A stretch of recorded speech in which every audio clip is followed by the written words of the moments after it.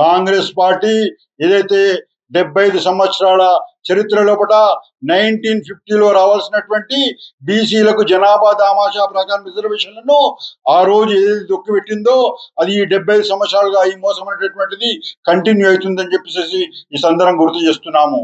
ఏ రోజు కూడా ఈ రోజు దేశం లోపల అన్నిటికీ జనగణన ఉంది, కానీ 1931 వరకు అయితే బ్రిటిష్ ప్రభుత్వంలో ఉన్నటువంటి జనగణన కూడా కాంగ్రెస్ 40 సంవత్సరాల తొలి అధ్యాయంలో కూడా ఇన్నడు కూడా కులగణన ఎందుకు బీసీ గణన ఎందుకు ఇవ్వలేదంటే ఈ రోజు బీసీలకు రిజర్వేషన్లు ఇవ్వాల్సినటువంటి ఆర్టికల్ 340 ఏదైతే కాకకల్కర్ రిపోర్ట్ ఏదైతే ఉందో దాన్ని అమలు చేయాల్సినటువంటి పరిస్థితి వస్తుందని చెప్పేసి బీసీ వ్యతిరేక ధోరణి ద్వారా 40 సంవత్సరాలు బ్రాహ్మణ ఆధిపత్యంలో ఉన్నటువంటి కాంగ్రెస్ పార్టీ ఆ రోజు చేయలేదు.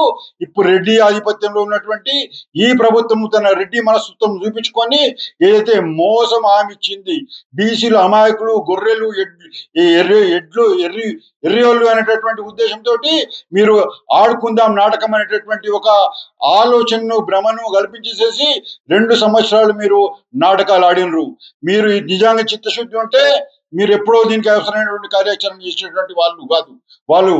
అంతేగాని ఏ రోజు కూడా మీరు కార్యాచరణ దిశగా మీరు కార్యక్రమాలను రూపొందించలేదని చెప్పేసి మేము ఆరోపిస్తున్నాము.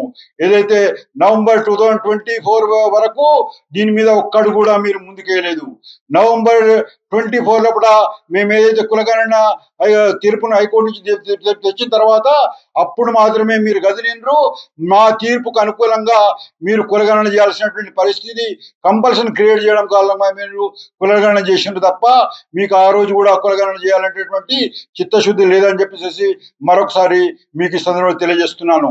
ఆ తర్వాత కూడా కులగణన చేసిన తర్వాత కూడా టైం పాస్ చేసినటువంటి కార్యక్రమం చేసినారు.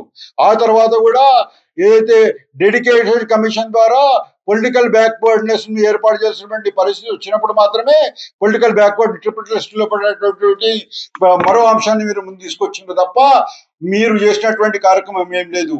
ఏవైతే ఈ రెండింటిని కూడా ప్రాపర్ ఫార్మేట్ ద్వారా వినియోగించుకొని న్యాయస్థానంలో ప్రాపర్ వేళ సాధించే వరకు పోరాటం అనేటటువంటి యాంగిల్ మీరు కూడా తీసుకోకుండా తప్పటడుగు వేసేసి మీరే పిటిషన్ లేపించేసేసి ఈవెందో అన్ని రకాల లీగల్ గడువులు ఉన్నా కానీ సెప్టెంబర్ 30 లోపల ఏదైతే గడువు హైకోర్టు విధించిందో ఆ పిటిషన్ కూడా మీరే ఇప్పించిండ్రు.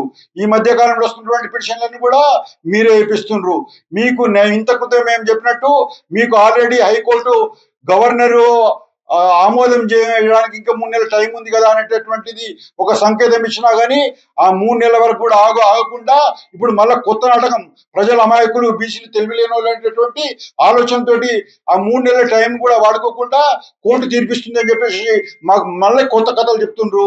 కాబట్టి ఏంటిదంటే ఈ నిజంగా నయవంచన మోసం అని చెప్పేసి ఈ సందర్భంగా తెలియజేస్తున్నాము. కాంగ్రెస్ పార్టీ ఈ మోసాన్ని మేము సహించడం ఇప్పటి వరకు మేము కోరుకున్నాము. మీరు ఇంత అతి ఘోరమైన ప్రభుత్వం నేర్పించారు ఈ 2 సంవత్సరాలు. ఎందుకంటే మేము ఎన్నో ప్రభుత్వాలను చూసినాము. కిరణ్ కుమార్ రెడ్డి కంటే కూడా అతి అసమర్థత ప్రభుత్వం ఇది రేవంత్ రెడ్డి ప్రభుత్వం. అయినా కానీ మేము ఎందుకు భరించామంటే ఏదో బీసీ రిజర్వేషన్ ఇస్తున్నారు కదా అని చెప్పేటటువంటి ఒక సెంటిమెంట్ తోటి మీ వైఫల్యాలను ఇంతవరకు కూడా మేము దాన్ని పట్టించుకునేటటువంటి ఆలోచన కూడా చేయలేము.